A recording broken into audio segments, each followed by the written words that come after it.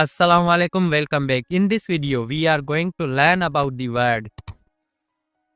The definition of word that we have been taught and told since our childhood is word is a meaningful unit of letters.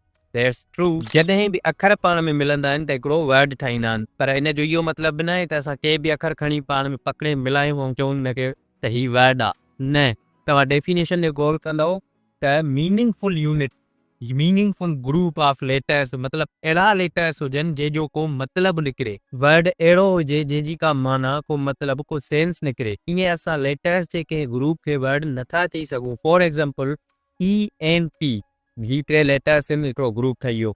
हाणे इन जो को मतिलबु बि नथो निकिरे, इन नाले सां का शइ बि न आहे दुनिया में, पर इन्हनि लेटर्स खे असां अते कोई ते करे PEN पेन लिखूं त पेन जो को मतिलबु बि निकिरे थो।